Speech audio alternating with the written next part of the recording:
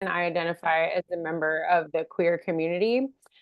I am wearing a white vest with black stripes, glasses, and I have short curly hair. I am an assistant professor of language sciences at the University of Wisconsin-Madison, chaotic neutral. I carry invisible disabilities. I am currently experiencing a class transition. It's kind of weird. And allow me to add that I advocate for the immediate and total freedom of the Palestinian people and the fullest expression of our human right to self-determination for all people. I am an experimental sociolinguist and lexicographer who engages in inquiry from a large-scale, top-down, historically informed stance. I do this because what is most interesting to me about language change is how larger phenomena like ableism and xenophobia are maintained over time and through time at the interactional moment of perception. Why aspects of identity like age and gender and heritage that are read off the body have such profound downstream consequences for such things like access and equity. As a sociolinguist, my research questions are rooted in confronting these wider social phenomena. As an experimentalist, I seek answers to those questions through experimental means that are rooted in processes which can deepen our theoretical understanding of linguistic function on their own merits. You are in a class about African American languages. So I am not giving like the background and description I normally would about the variety and its usage and development. But I will share that I joined the authors here in using the term African American languages or AAL because AAL is not only used in the United States, it is not only used by Black people. It represents a full spectrum of varieties that its community of users orients to, and not only on the vernacular or informal end of the spectrum. Before I begin, let me share that at this bit.ly link here, you can find a full transcript of this talk in lieu of signed interpretation, or if you just prefer to follow along. I've also embedded links to resources throughout the slides for your future reference. It's also available at this QR code, which I will share again at the end. I'll be speaking for about 45 minutes. Dr. Corti invited me to share this new paper about ethics with you, and I'm really excited to do that. But first, I want to ground our conversation in consideration of linguistic production. Encountering this really helps me grasp how variation moves through time. After this, I'll share some points in the timeline of forensic linguistic history and move into chatting about the paper. I'll ask for your opinion on some points, letting you know now so you won't be surprised. This will hopefully lay good groundwork for discussing the realities of applying forensic linguistics and working as an expert witness. Afterwards, we should have plenty of time to cover any questions you have about this talk, any of my other work, linguistic justice, whatever's clever. Right. So language issues from living sources. The body's involvement in the creation and perception of language is indisputable. Even modalities which may be long removed from the human who created them presuppose another human's presence when we interact with them. These outlined hands represent the oldest recorded example of human social communication. These symbols and others like them were employed for the purpose of marking place, establishing ownership, documenting lifeways, and conducting ritual. Each aspect of knowledge we retrieve from studying these most ancient of texts allows us to understand something very basic about the ways in which all language necessarily operates through the body and situates the user within a given social role as one member of a larger landscape of kin and creature. Linguistic usage actually moves matter.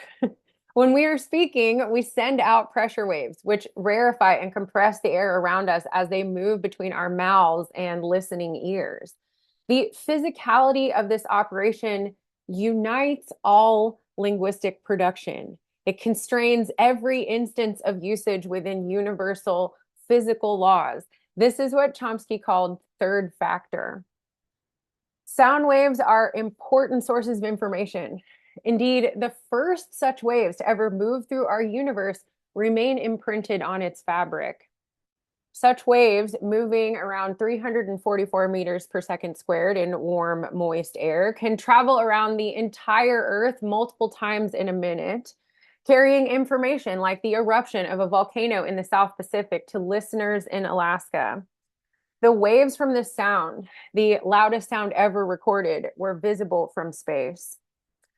Because all sound waves share certain physical properties, they have stable realizations like perceptions of higher pitch correlating to hearing higher frequency waves and pure notes producing standing waves across the surface of drums.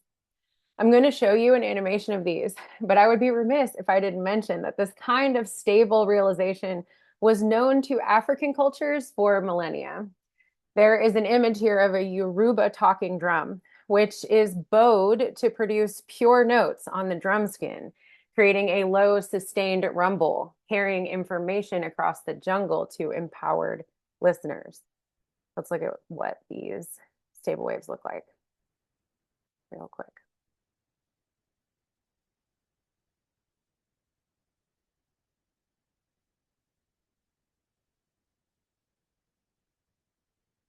So you've got this pattern, and they've got sand on the drum skin, which forms in these stable points, right?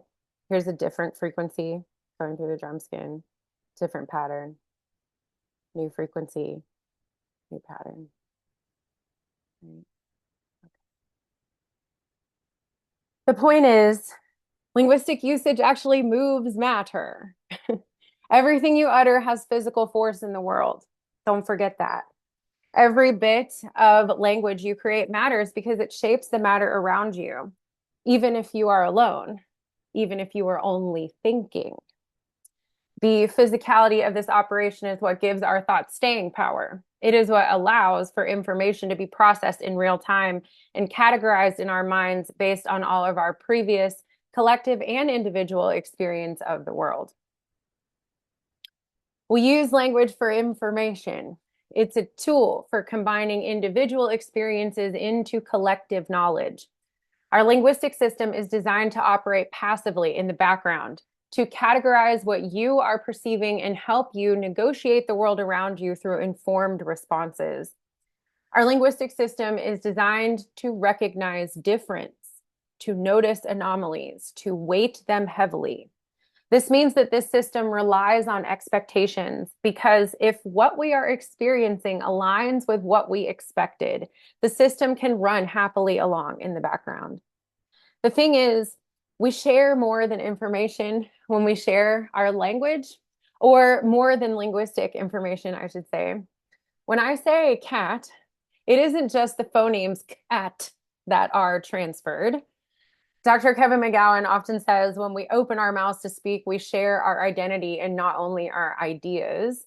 You don't just hear cat, you hear a woman of some age who maybe has a little cold saying that word. And each of us imagines a different archetypal cat. That's a trip for a different lesson.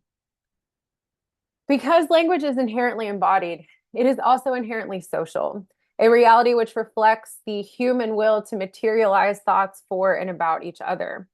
Our bodies place us in the center of our own stories about what we perceive. In the center of our own stories, then, we come to adapt to the patterns around us most often, which are our own language use, the language of our parents, our immediate communities, etc. Focusing primarily on the perception of voices, embodied positionality is taken into account, both when we decide what to utter and when we hear someone else, because we have knowledge about the ways certain bodies are expected to behave. Users are processing information about voices far more than just what was said, and using that information to successfully navigate the social environment around them. Language is never experienced in a vacuum, and meanings, though they may come to be broadly and commonly held, are not universal or predictable or stable. Aga 2003 presents a good illustration of this. He's quoting here from Wells, who says that a Liverpool working class accent will strike a Chicagoan primarily as being British, a Glaswegian as being English, an English Southerner as being Northern, an English Northerner as being Liverpudlian, and a Liverpudlian as being working class. The closer we get to home, the more refined our perceptions are. Notice that all of these characterizations are correct, Because a person who has a Liverpool working class accent is at once working class, a Liverpudlian, a Northerner, English, British, and so on. It is the hearer's capacity to ascribe an identity that varies. This reality really favors and empowers the perceiver. We see examples of this in the kinds of labels that interviewees add to the British varieties Aga is studying, centering them elsewhere. He concludes that boundaries between these types may correspond to our perceptions of social reality rather than to exclusively linguistic and phonetic considerations.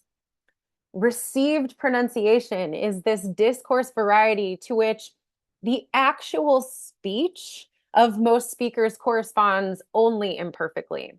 It is also a variety whose correct forms and usage are guaranteed by someone else.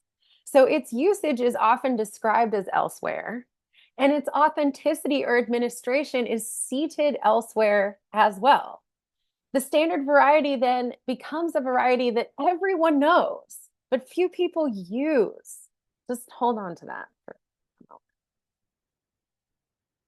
Bourdieu describes the linguistic market as the now containing space, where the dialectic moment of social process occurs. Lots of very heady language discussing the linguistic market in the literature. The structure of the linguistic market relates directly to the development of a standard of production, an established norm which serves as an exchange rate in essentially any context where language is being produced. The closer produced language is to the standard, to the established exchange rate, the more market value it contains.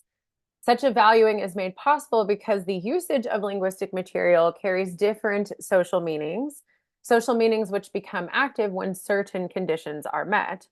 For example, the fortified D in day is sometimes racialized and other times regionalized, or usage of a variety like Yiddish, which can variously indicate one's ethnicity, religion, or region of origin. Social meanings are environmental linguistic constraints, which manifest because every individual anticipates language issuing from another living source, another body. Project this reality across millennia of language use, and we come to find that the material an individual moves as a thinker, both as a perceiver and producer of language, becomes conditioned by their social milieu. Our linguistic norms of production that set the exchange rate in our markets extend far beyond the form and function of the linguistic variables we produce and create space for certain linguistic material to be valued differently depending on who is producing it.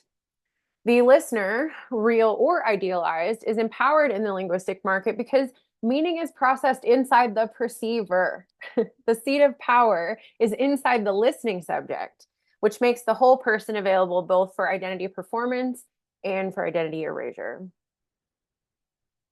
Commodified sociolinguistic labor takes place in the linguistic market.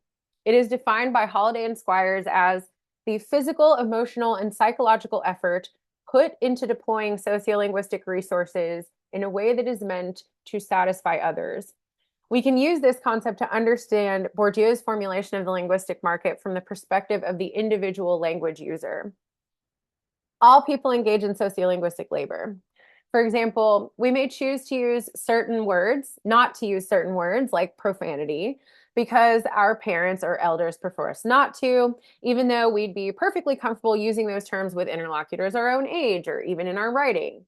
We do the sociolinguistic labor of self-censorship when we are around our elders or other authority figures to satisfy them, to make them comfortable, to show them respect, to keep ourselves out of trouble.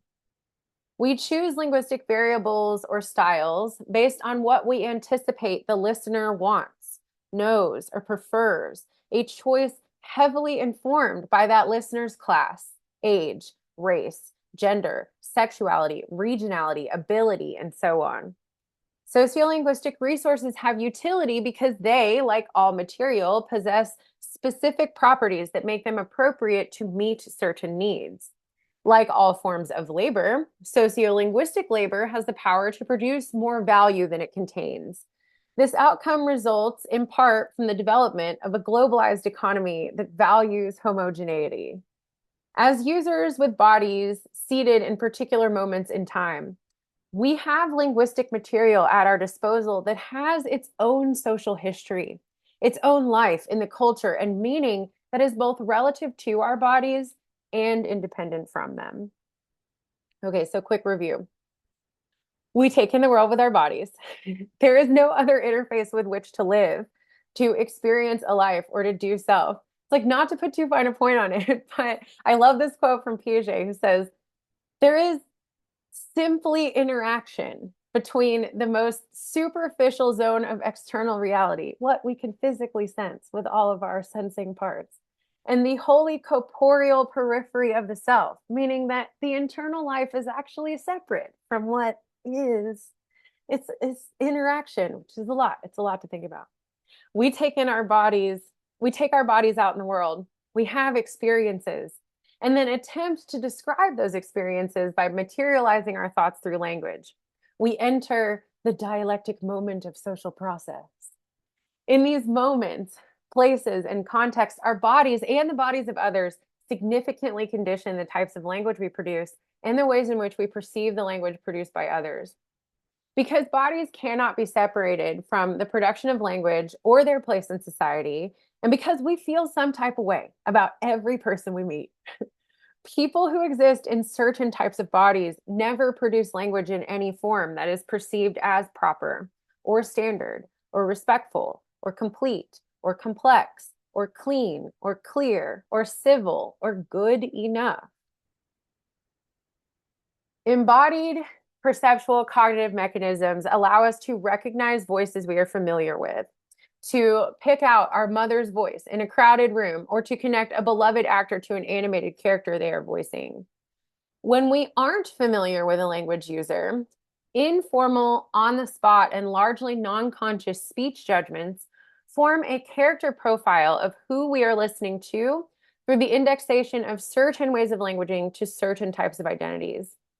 With mere milliseconds of data, literally in the space of a breath, we make decisions about a person's age, their gender, their size, if they are sexy, if they are ill, if they are being truthful, if they are dangerous. Oftentimes, this categorization mechanism, the linguistic profile, is informed by such things that tell us women should have higher pitched voices than men, or people who use the word fuck a lot aren't smart. And we have a lot of evidence for their operation. There's experimental evidence of it occurring across 20 years in multiple American cities, all over the world, in multiple languages, via email. Also, yeah, in the space of a breath, just the of my hello is enough for you to get information about gender and age and all of these other things, right? And it just works in the mind. We can give you a slightly different image of who the speaker is and toggle these profiles in one direction or the other. It is a stable function of languaging, one we can confidently assume is operating at all times for all users. We all give a lot of weight to the listener. We assume that the people we meet are using our voices to form opinions of who we are. And these assumptions condition everyone's linguistic choices moving forward. Through our socialization, some language users become marked as less than, and our passive acquisition of this allows other individuals and institutions to treat them this way as well. Sounding Black in adulthood, allowing the obviousness of the body you live in to be present in the way you use language, becomes a marker of all these negative connotations like low intelligence and laziness. Because the education system should have fixed you, should have given you tools for removing signs of non-standardness, and in this case, signs of your race, from your language use. So I want to talk a bit about the founding of forensic linguistics in the United States, which was initially practiced by government contracted experts who were assessing oral admissions of guilt for the presence of police coercion. The Fifth Amendment is the amendment. It was added to the Constitution as part of the Bill of Rights. It protects us against self-incrimination. we think of people like I take the fifth, they don't answer a question. But also we can think of the standardized Miranda rights statement. There's an image of the card here that was issued as part of the Miranda versus Arizona ruling, which I've also given you a link to if you want to look at the actual case documents. They are really interesting linguistic artifacts. This card was issued to every police officer, every federal officer, every local and state officer in the entire country after this ruling. And it has become like so ubiquitous. It is now like an unregistered or a characterological item. So a characterological item is like something that a social type has with them. So if I was going to give you like the image of a modern day detective, it's like nice pants, maybe sunglasses, is going to read you your rights and it will sound like this. It's like part of what comes in like the activity pack of this guy is an action figure, right? A characterological item. So initially, as professionals, we're working to like show that people aren't being coerced. But now that there's this statement that everyone has to read, coercion isn't like on the legal table in the way that it was before. So after implementation of these rulings, the focus of many forensic linguistic researchers shifted to other issues such as witness questioning and trademark disputes. Today, forensic linguistics has expanded to include a wide variety of legal questions surrounding things like language user verification, like this person possesses this dialect, and like identification, like it's that guy, not the other guy. Contemporary research is also applied to eliminating suspects, determining the severity of an incident like a hate crime. I linked that paper because it's rather interesting, and identifying abusive process. Forensic linguistics confronts issues of linguistic justice most often in the literature, not in the courtroom. When researchers cite specific cases where translation errors or negative social ideologies have corrupted an individual's rights to due process or equal representation. The purpose of the chapter that I shared with you all is to bridge this institutional divide between the formal linguistic literature that highlights linguistic oppression and the forensic linguistic literature highlighting linguistic justice. At the intersection of these literatures, an overarching ethical question echoes like, what is the obligation of our field to help others? It's not really because people aren't interested in these issues that this work isn't happening. We are disciplinarily separated, and the work is very individual. Being a forensic linguist means you get contacted by a lawyer who has a case, wants you to look at some things. We don't really get to like opt in to work on the types of cases that we might be interested in. It's not like the Innocence Project. We don't have like that kind of infrastructure. And formal linguists are doing academic research. They're pointed in other directions. When they're working for social causes, it usually is in these like larger apparatus that like already exist. So the question is like, how do we build it? Is it necessary and how do we build it? A majority of forensic linguists end up applying their expertise in service of the state or corporations and not in service of individuals seeking protection of their civil rights. But we know that all language users perceive and apply sociolinguistic information. The oppressive linguistic phenomena, which manifest or are relevant in the legal cases that are highlighted in the literature, are also relevant for situations of everyday use. Such situations occur when embodiment and linguistic production intersect with personal prejudices and institutional traditions to create opportunities for perceivers to both passively and actively reify oppressive linguistic ideologies with their behavior. I must echo Watt and Brown's assertion that forensic speech scientists are much the best placed experts to offer institutional solutions for linguistic oppression. If linguistic justice is to be actively approximated in any institution, it should begin with the courts of justice. In general, linguistic justice as a project confronts a preference for standardized ways of languaging, which determine the ways in which our bodies are capable of externalizing thought. A general preference for standard language use creates environments where not only free speech, but equitable perception of any kind is diminished or threatened. There is no place where standard language use is more strictly monitored than the courtroom. And so I'm going to pause and invite you all to talk about free speech a bit if you're interested. You can put, some thoughts in the chat or, raise your hand. We can hear from one or two people probably. I'm interested in what you think about it, in the context of this conversation. I'm gonna drink some water.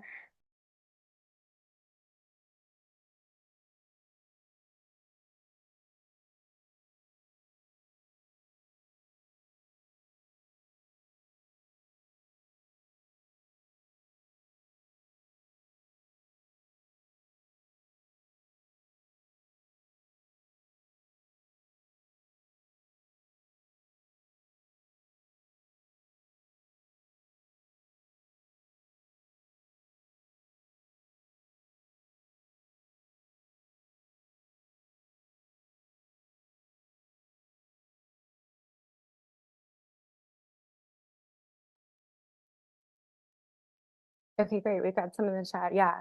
The ability to voice your opinions and thoughts freely, absolutely. Ability to express opinions and stances without fear of government censorship. I think that's, yeah, digging a little closer. Free speech is definitely, it's a right that's guaranteed to us by the Constitution. So it's a federal right, which means that, the beginning of it says Congress shall enact no law, right? So it doesn't apply, right, to other modes of communication, right? It is really about the government censorship. Cool, thanks. Well, feel free to continue adding thoughts about this to the chat, or other thoughts as we continue. I feel that a lot of conversations that I have about free speech ends up with this idea that it's a freedom from consequence. So I can say whatever I want and I don't get in trouble for it, whether that in trouble means I hurt someone's feelings, because people are very invested in saying, no, you're not hurt by this, or this doesn't hurt you this way, or you need to grow a sense of humor, like things like that, right? But in the linguistic production, considering linguistic production within the scope of a courtroom, I invite us to consider freedom of speech as the freedom to be understood, to be able to make language out of your body exactly how it is, and have that language be received as legitimate communication by the people around you. In a just scenario, any language user would be able to address the court in their preferred variety, style, or modality. In a just scenario, all parties involved in a legal proceeding would know and use the same language varieties, styles, and modalities, and respect the variation between them. That's what a real jury of your peers would look like, a group of folks who can understand you. Each step removed from this ideal space creates an area where a language user's civil rights can become suppressed, because there exists a general preference for certain ways of languaging that are baked into legal proceedings. Each degree of mismatch between judge and jury, between officer and suspect, between the people and the accused, between a defendant and a prosecutor, must be accounted for in the equitable application of linguistic knowledge to matters of law. We don't need to look at the worst examples. We don't need to look farther than the languages we encounter as users every single day.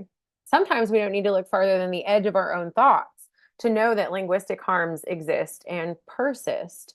We know this from being alive, from being language users, from carrying a body with all it means and evokes and contains through space and time. Okay, so remember that informal, on the spot, and largely non-conscious speech judgments allow us to recognize meaningful characteristics in voices, even when we are hearing a speaker for the first time. In milliseconds, we make decisions about a person's age, gender, size, if they are sexy, if they are ill, if they are being truthful, if they are dangerous. We sort these judgments into a linguistic profile of the speaker, which informs our behavior in response to them. We have a lot of evidence for their existence and operation. Linguistic profiling can be legally understood as speaker-specific characteristic identification, and it operates similarly to racial profiling, where people are perceived to possess certain characteristics that are socially indexed to their racial type, such as aggression with Blackness. Linguistic profiling indexes certain characteristics to language use versus like skin color or style of dress, and is cued through a patchwork of perceptions that vary along region, class, education, race, and religion, among other traits, including sexual orientation and speech impediments.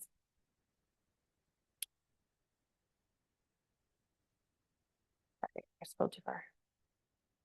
We don't need to know the history or evolution of a given variety to have impressions about what types of people may use language that way, or what context and registers seem appropriate for a given variety's usage.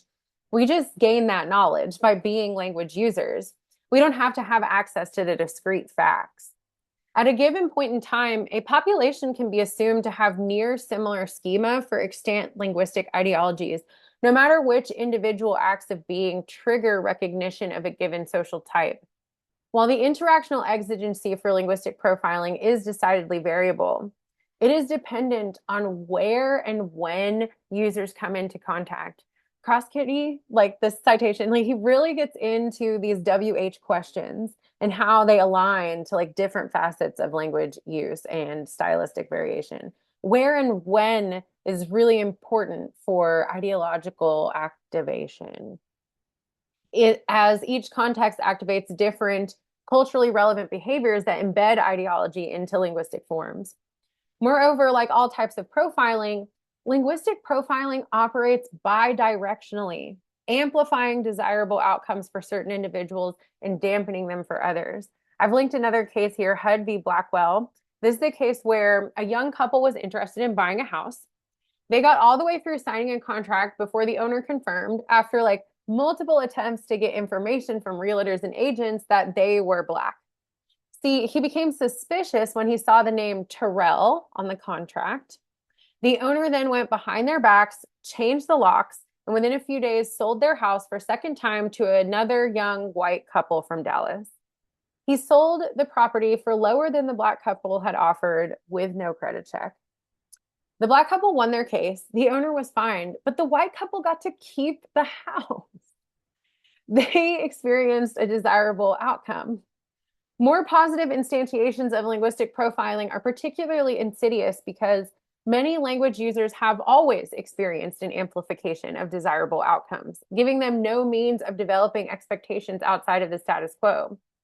Positive instances of discrimination are extremely difficult to prove, if for no other reason than a lack of will to actively deny oneself access. Like this white couple, like, what are they supposed to do? They'd be like, we got a discount. That feels unfair. Like, what do we, who do you take that to? Like, what do you sue for? So it's a difficult legal conundrum. Greenlee highlights that the courtroom registers necessarily influence the production of all language users, and that no one's everyday language is what is expected in the legal arena. Very similar to the ways in which Aga tells us that, like, no one actually uses received pronunciation. It's this standard that exists, but it's not like something that people are producing all day. Whatever we're expecting in the courtroom is it's not real language. It's language that only exists in that space. In my audit study of the US housing market, right, 2023, I asked listeners to rate 3 accents on 10 character attributes with a 100-point non-binary slider with the endpoints of 0 and 100. Now, one of the first things you may notice about this graph is the overlapping error bars. That is an expected outcome, and if you want to dig into the factor analysis later, please do ask questions about these covariating attributes. But I want to focus on trustworthiness. Trustworthiness represents a characteristic which is less likely to be iconically linked to distinct linguistic features to be indexed in speech, but which listeners nonetheless make rapid decisions about as they form a profile of who is speaking. Wright 2023 reports that a female speaker of African American language receives up to a 10-point decrease in trustworthiness ratings as compared to a mainstream US English or Southern American speaker, because Black voices are correlated both experimentally and impressionistically to masculinity. And it's not even that much of a difference in this category. Indeed, the ratings for masculinity are much closer here than they are for other attributes. It lets us know how significant each notch on that 100-point scale is for listeners. It seems to be pretty significant. Importantly, none of these listeners would have answered affirmatively to the question, like, do you trust this speaker less because they sound more masculine, right? Like, no one's gonna be like, yeah, that is what I thought. These perceptions happen on the order of milliseconds. They are far from our agentive awareness. Compounded over time, however, these unconscious, ideologically informed cognitive pathways, these well-worn grooves of thinking, as Sapir called them, have a deleterious effect on an individual's image. These correlations demonstrate that perceiving only one socially indexed trait in a voice may in turn produce a generally negative overall impression of a speaker's character. More importantly, these results demonstrate that a listener does not need to accurately identify a speaker's membership in a protected class or specific phonetic correlates for consistent discriminatory phenomena to arise from linguistic profiling. Evidence of the indexation of voices to social groups or character types is important to establish because as the standard variety developed its racial and ethnic unmarkedness, it also became conventionalized to index information about a speaker's moral purity. Okay, so this is almost an entirely different discussion, but the same material and social consequences which influence our individual linguistic choices also consequently contribute to what is contained in the extant record. And what I mean by that is like the small slice of human linguistic expression that we have access to.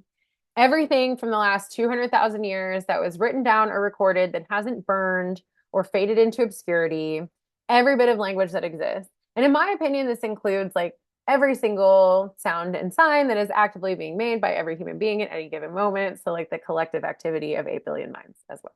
Okay. What any of us has to analyze, observe, experience is a subset of this like larger extant body of usage.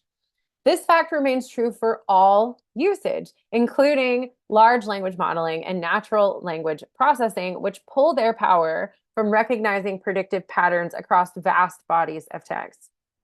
But no matter how vast, these bodies are never comprehensive enough to operate without bias. Because it's a slice. It's a subset of a subset of a subset of what actually is, what our genome is taking into account every single time a new person is born with the language system operational in their minds, right? So this bias exists just because it's simply not everything. And that's like before we start beginning considering the voices and words and signs which are absent from the written record due to intentional censorship and exclusion. So the issues that we're aware of in forensic linguistics, the people who are writing about these linguistic justice issues where people are being misunderstood on the stand and someone else gets the death penalty, those moments are, they're saying, let's use AI to fix this. Let's use AI so we can make more informed choices about people's language use. And these researchers propose to gather more data from women and indigenous people to elevate the voice of the subaltern, as it were, in an effort to like rebalance these data sets used for training so that these predictive machines can be employed for analysis by experts. But it is only the most well-resourced forensic linguist who's positioned to develop these types of bespoke corpora, which take on the order of years to develop, that doesn't usually align with the timeline of a case, right? Needed to like minimize this error rate of machine-based methods. Semi-autonomous approaches might give us this heightened objectivity, right? But it must not be forgotten that such tools also possess a heightened capacity of increasing discriminatory outcomes precisely because of their assumed objectivity. I feel that a greater ethical imperative is being overlooked. Courts value forensic linguistic analysis because It is ordered, incorporated, and presented as evidence at trial. But the aspects of usage that forensic linguistics is primarily concerned with, identity, indexation, comprehension, and sincerity, bear no straightforward link to physical properties which can be measured in the speech signal. And if we're not stating that in court and in our writing, we're not ethically practicing our profession. The global community of forensic linguists must develop regularized means of enacting linguistic justice. And to that end, myself and my collaborators here, Dr. Sharice King, who is the Neubauer Family Assistant Professor at the Department of Linguistics in the University of Chicago and works on African American language, linguistic bias, and regional variation, and Dominique Branson, a Soros Justice Fellow with the Open Society Foundation, who is working on a public-facing research project related to listener bias and the linguistic co-construction of Blackness and criminality. We've come together to try and recruit a support network for expert witnesses. If we know that racialization is a social process rather than something that individuals possess, then we argue we cannot focus on static variables, but must uncover and explicate linguistic processes at work in the courtroom and in the evidence being analyzed.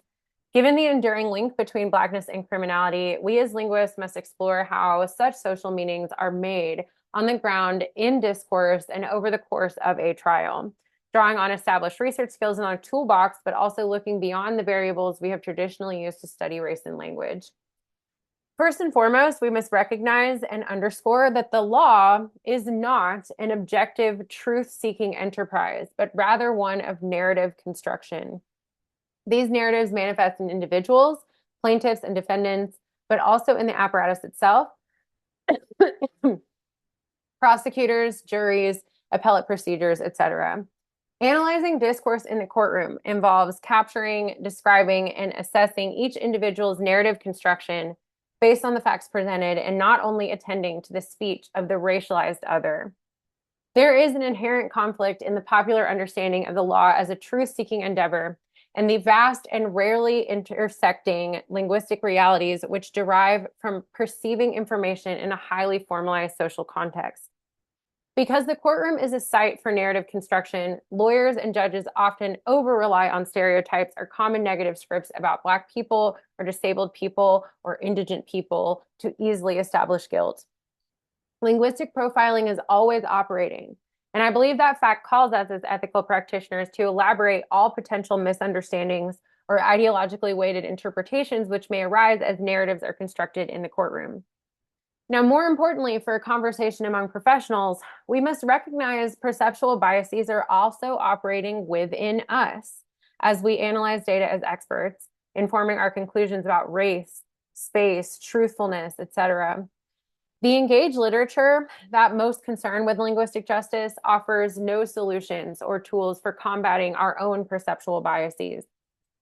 Because we are doing this work in addition to our full-time jobs, we are asked to consult on more cases than we ever have time for. And this is also really heavy work. The words we are assessing become directly tied to someone's freedom. What we are trying to do isn't just help accused Black people. It is about reducing racial harm in our justice system and working within the system that's currently in place to have a fairer evaluation of evidence and witnesses. We need many more of us doing this work, not only to share skills and write reports, but also so that we can support each other. We have therefore initiated a sign-up list for those interested in learning more about these opportunities and potentially accepting them with us. We welcome you to scan this QR code and fill out a Google form if you're interested in serving as an expert witness or joining a coalition to support linguists at working as expert witnesses. Yeah, it's here, and I can also share it again later. But thank you very much. Thank you for having me. I look forward to your questions.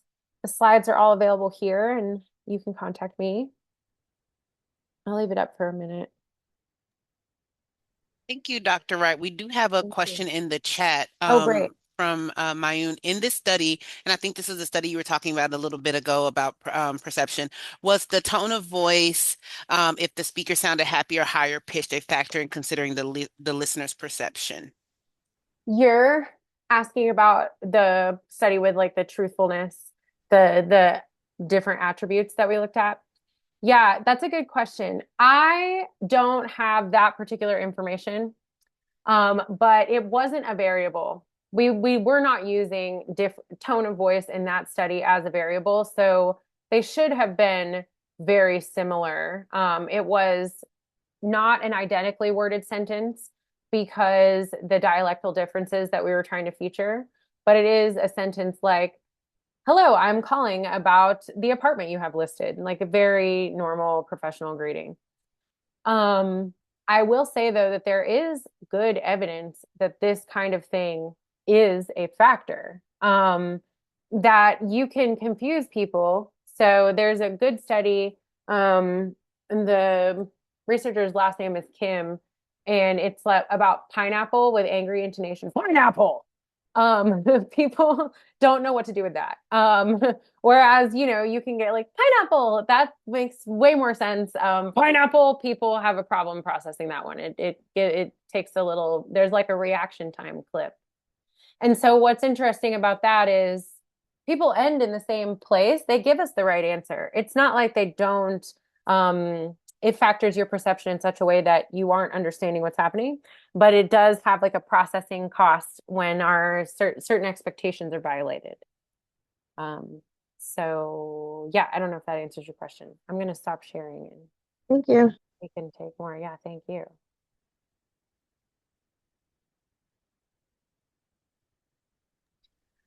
Dr. Wright, this is a question, and I know you talk a little bit about it, and you talked a little bit about it, but kind of tell us what really sparked your interest in getting into this space, right? Because there are so many things you were studying and different research topics you were kind of pursuing, and then you got into this space and you really like 10 toes down. So what got you there? How did you get there? Why are I understand why you're staying in that space, but what really was the motivating factor for you?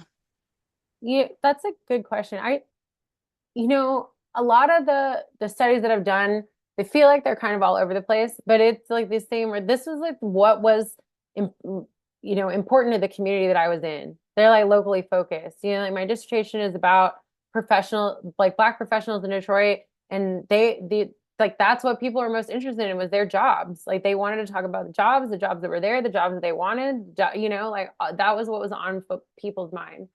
I think that part of these collaborations are now me in a way of trying to guide my research by what is on my mind because I think about this all the time. Like there's this one study that we cited in that Craft It All paper that was about like language ideologies and perceptions, and it is about how people like immigrants statistically end up in jobs more often with like corrosive chemicals because they don't understand the release documents that are handed them when they are given their employment. And those release documents are made in such a way that they know that these people are not going to. And it's like, I have known about that since for 10 years. I've been carrying that fact around for 10 years. I don't know what to do with it. And so that's why I'm doing this work because it feels like something. It feels like something that I can do. And I'm really grateful to have done all these other small projects because working in this expert capacity is like you have to do airtight work really fast and you don't know what kind of research methods you're going to need.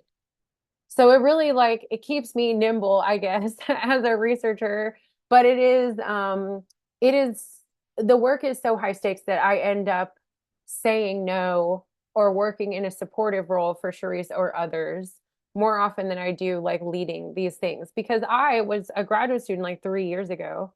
Like I literally don't have the resources in any capacity, physical, spiritual, financial, any of it to do it on my own. So I'm doing what I can to just like keep the issue alive in the literature and make sure that people know about it because that seems to be like, well, I can use my capacity for that, so I'm going to do that. That's not a very hopeful answer, except for it keeps me in the academy because it feels like it's a real I'm doing something real. Yeah. No, I think that's exactly why, at the end of the day, and not to say researchers who do research for research sake and explore these really great things, but sometimes when we can connect it back to people's livelihoods and like changing people's lives, I think that's such a that's the kind of work that I like to do. And so I think it's and that's I think there's this kind of community building and this community strengthening that comes with the work. So I think that's a great reason and a great way to keep you in the academy and doing the yeoman's work. So thank you. Well, thanks for asking. Yeah, it's not a bad place to be. We really do have a good supportive community, especially among Black linguists, which I think you all have been fortunate to see so many folks come into this class. I'm a little jealous that I didn't get to be here with you all semester. Um, yeah, other questions or thoughts or things I can share? If someone is interested in doing this work, so I'll tell you, in a couple of weeks we have Taylor is going to come in and Oh, talk. cool. Dr. Jones is going to come in and talk about his work with doing courtroom, right? And I know Hmm. a lot of that's going to build off of his work that he's doing with his wife and another some other researchers, but a lot of that builds off of Rickford and King and Rickford, and kind of that work. And so I love kind of this is laying the ground for thinking about some of the things that he's going to talk about and how when you talked about the stenographer, right? The stenographer kind of gets to create the eternal record. Yep, And so whatever is put down on that paper, because no one's going to remember from, 23 years ago, except whatever is written in that official court document. And exactly. so that really controls discourse in so many ways. That's exactly how I first like got into this was thinking about like how things are processed on appeal. Because yes, it is like it's a judge who even decides like if a case can come to appeal and they are just given the record, the physical record that they sit there and read that has things in it from like the police statement when they first encountered an individual out in the world and says things like the suspect made a furtive movement. Like it uses all of this like wild fixed phrasing that it is a genre of its own.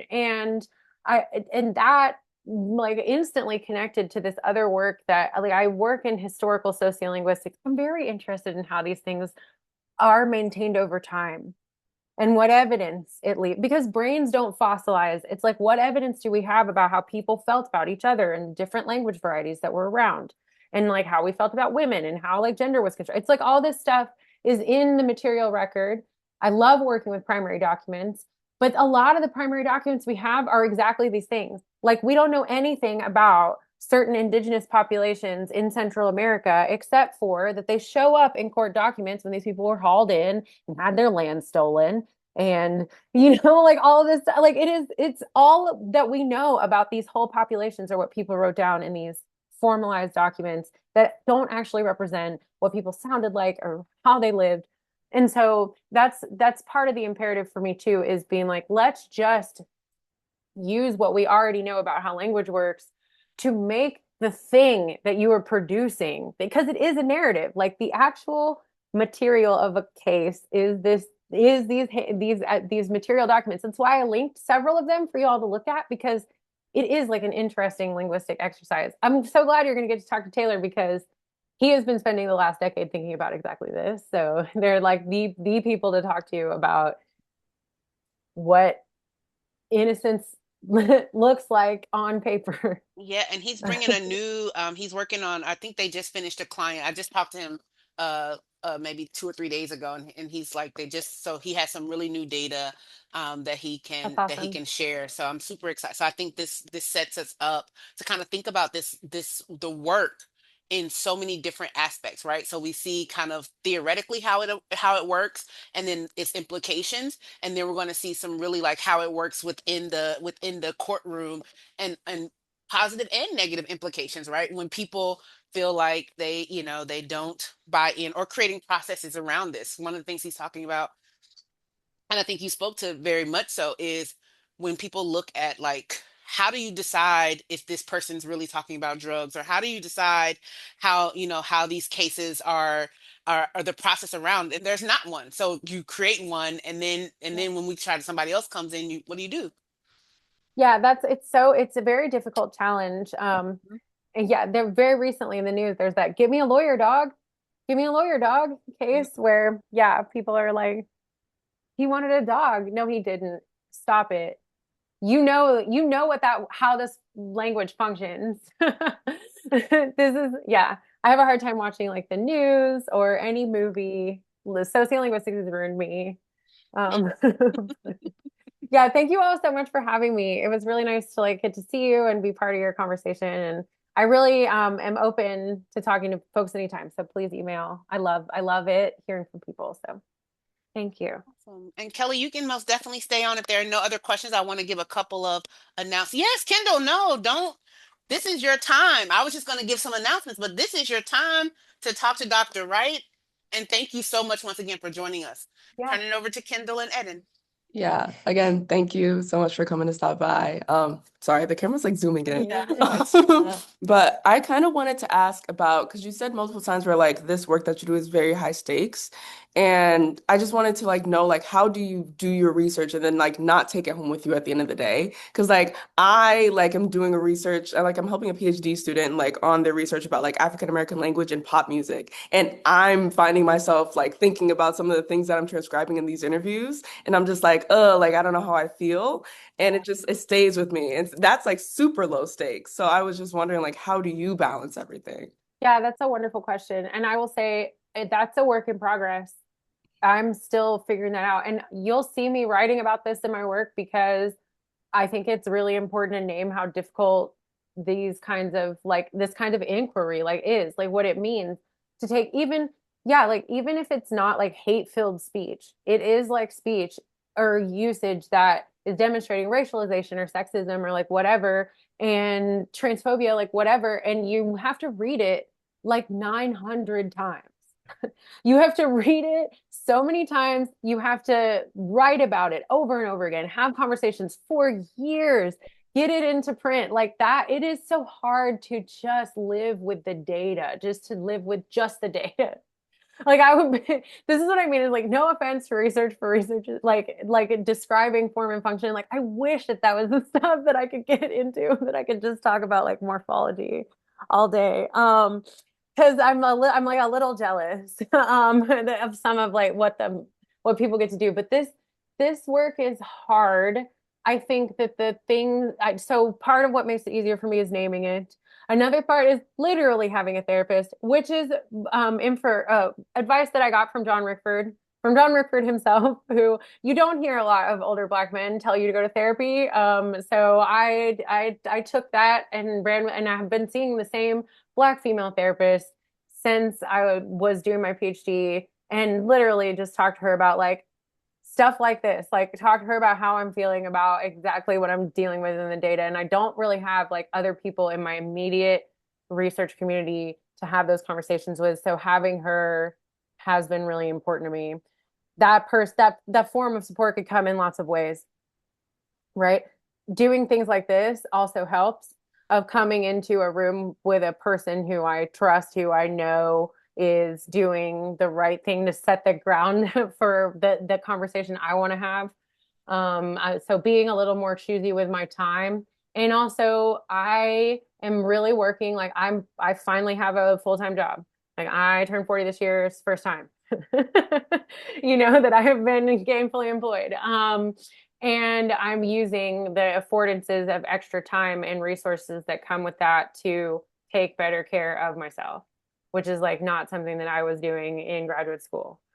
Because I wasn't able, and also because there was like this real urgency to all of the work that I was doing. And not to say that this work isn't important, but when I want to be as present as I can for this kind of work, when people are asking me like it was something exactly like this of like, did this person like intend to murder? And I'm like, no, this is sarcasm, this is hyperbole, and here's how I can explain that to you. And being able to be fully present for that and take it as it, because it is very serious. And so like, yeah, I can't do that work without taking care of myself first, which is hard when it feels like things are unraveling in front of you. But anyway, thank you for asking, because unfortunately it is Black women and disabled people and indigenous people, these people who are not well supported in the academy, who end up writing about exactly those issues. I'm trying to translate them into language that makes sense to the people who make decisions. And that is just very difficult work to bear. And so in some of it, it's like we should all be doing the hard work. There's hard work to be done everywhere. Come join me on the sad side of linguistics. But also it's yeah, important to speak it. I will also say that I do the lexicography stuff. I have some additional work that gives me a lot of joy. So I don't ever know what's going to happen. Sometimes it does end up being rather dark, but I get to write about all sorts of silliness. And that I so yeah, I use my linguistic powers for good and for goofballery in equal measure. So that helps too. Thank you. Any other questions? I throw my email here.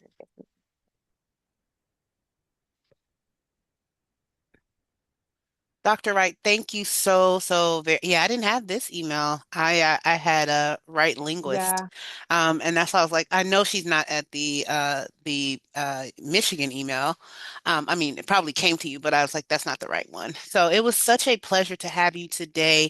Thank thank you you. so much for the work you're doing, the emotional labor that goes along with it, but really the high stakes and the community building. And also just thank you for being here with us today and sharing, and looking forward to whatever is next and what's Yeah, what's coming up. thanks. Yeah, thank you so much. You all have just the most wonderful professor. I hope you enjoy the rest of your semester. Take care. Thank Thank you. you. Bye.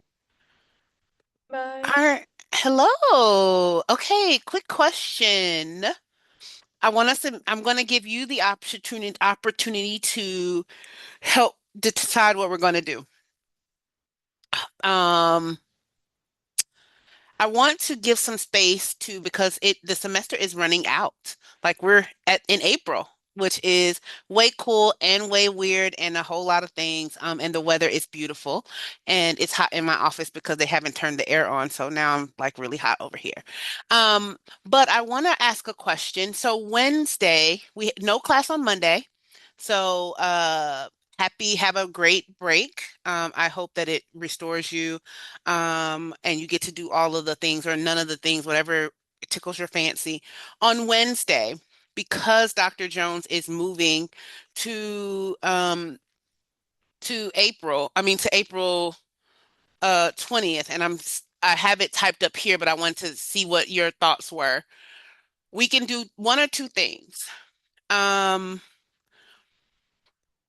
we can I do want to give some space to talking about final exams and kind of your final projects. I want to have, and I'll use some of the class time for that. And I'll give people space. Do we want to meet in person next Wednesday, or would you like to meet virtually? I have to come to campus anyway, so it doesn't matter to me. It's whatever feels better for you. I don't mind if we'll do the first half of class, we'll go through and we'll probably talk about education and we'll start the conversation around education. And then what we will do after that is we'll give some space if folks have questions about their final projects. And I want to just leave that space. So we can do that virtually. We can do it in person. I have no dog in the fight, but I know some of you commute to campus, and it may be easier not to have to commute, whichever whichever way feels better, gooder, as the little 5-year-old told me.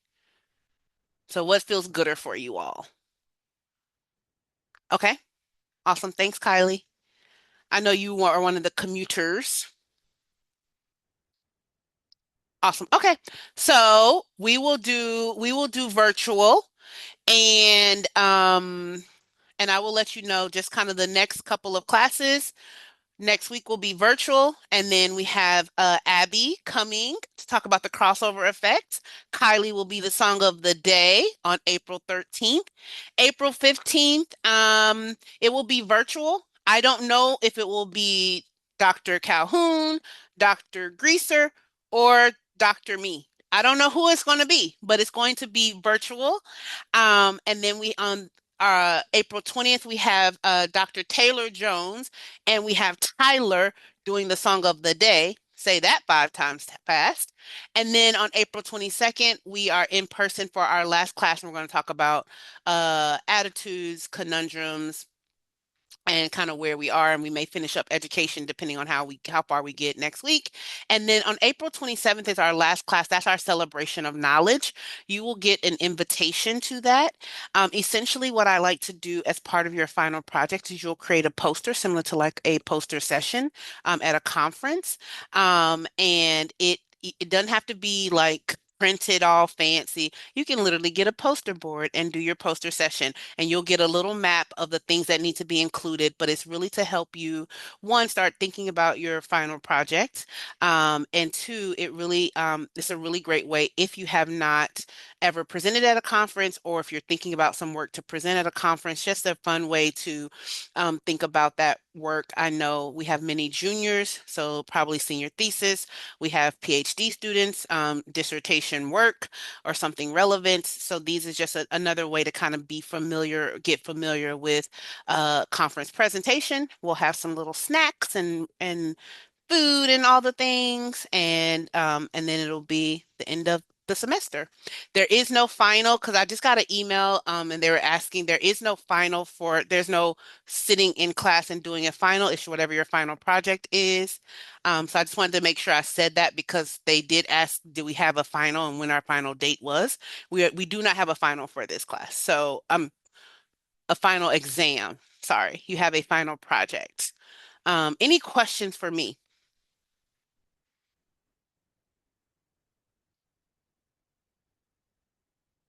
Questions? Strike out or no questions?